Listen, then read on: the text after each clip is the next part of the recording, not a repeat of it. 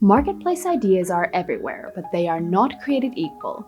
Some have a better chance of success than others. You need to make sure yours is one of them. The first step of building a marketplace is coming up with an idea. In this video, we'll talk about what makes a great marketplace idea, and a bit about what makes a bad one, and most importantly, where to find the good ones.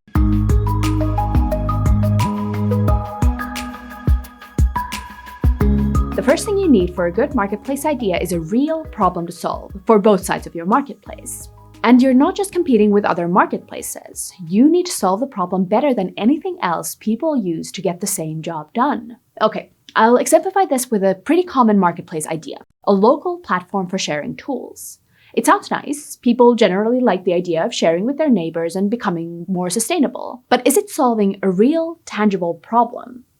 What if those people don't have tools to share, or they don't really need tools? And even if they do, is it easier to just walk to the hardware store and buy one? What if the earning potential of renting low-value items is not worth the inconvenience? People often claim sustainability and a sense of community are important values for them, and they well might be. But these values don't necessarily guide our actions. The decision-making trifecta for most purchases is price, quality, and convenience, and this is true on marketplaces too. Long story short, make sure your marketplace solves a real problem and is the best solution to that problem, and you're on your way. Next, you need to evaluate if the market you're after is worth pursuing. You'll figure this out based on three things: total available market, TAM or TAM, fragmentation, and frequency of use. You can realistically expect to capture at maximum 1 to 5% of any market, and that's if things go really well. So how big your total available market needs to be depends on how big you want your business to become. If you're building a side business, you're probably good with a smaller niche market. But if you want to build the next marketplace unicorn, you need a credible path to $100 million in revenue. And that means a total available market in the billions. There aren't that many of those markets around, and there will likely be tough competition for them. Another factor is whether the market is growing. Is it new? For example, MetaFi is a marketplace for coaching sessions with top online gamers. Online gaming is becoming a legitimate sport, which means new potential services and customers around it. On the other hand, age-old sectors like care and education are entering the digital age through marketplaces, like Tempstars, a marketplace that connects dental hygienists, assistants, and other temps with dental offices. Your marketplace could connect substitute teachers to schools or nurses to hospitals, remembering to keep regulation in mind, of course. Next up, high market fragmentation. This means that there should be lots of customers and lots of suppliers in the market you're after. Aggregating all these people or companies to the same platform is a fantastic business opportunity. From the user's perspective, a marketplace in a fragmented market is a much-needed one-stop shop. Customers can find all suppliers on the same site or app and easily compare them. For the suppliers, the marketplace brings in more clients. A fragmented market also means that your marketplace isn't dependent on a small number of high-revenue suppliers or customers. Losing one user won't herald the end of everything. If a market is big but not fragmented, you will have a hard time proving your value. Likely, the suppliers won't be interested in bringing in new intermediaries. Quite the opposite, they might fight you tooth and nail. Some examples of highly fragmented markets and the marketplaces that solve their problems are Etsy, for independent crafters, Thumbtack for home improvement services, and Upwork for digital service freelancers like designers and developers. Moving on to frequency of use. Acquiring new users is expensive, so most marketplaces make their profits from repeat purchases. How often do people come back to your marketplace? Yearly? Monthly? Daily? Consider an Uber for moving. It sounds useful, right? But people move houses so rarely that repeat purchases would be few and far between. And now, think about the regular Uber. People often need to get from one place to another. Especially if you live somewhere with poor to no public transportation, getting a ride on demand is a frequent need indeed. Another challenge is if customers are likely to stick with the same supplier. This can happen with service marketplaces in particular. Once you find a hairdresser you like or a cleaner who does fantastic work, why go through the marketplaces to get their services? Just contact them directly. Unless you find a way to provide value beyond matchmaking, you might have a problem with frequency of use.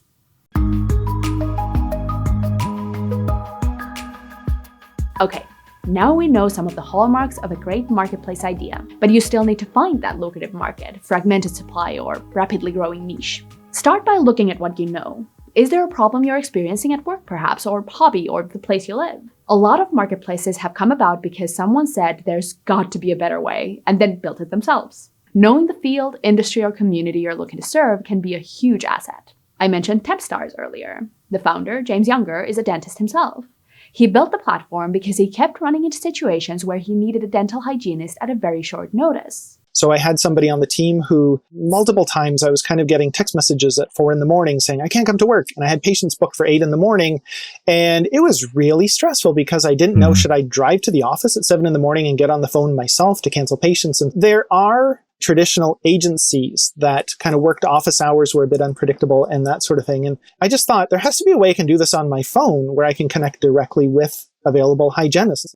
And these days, Tempstars is a platform for any type of dental office temping as well as hiring services in over a dozen cities across North America. But if you don't have a personal problem to solve, don't let it stop you. For example, Emmanuel Nataf had never published a book when he founded Reedsy, a marketplace for self-publishing services. Now, Reedsy boasts a yearly revenue in the millions.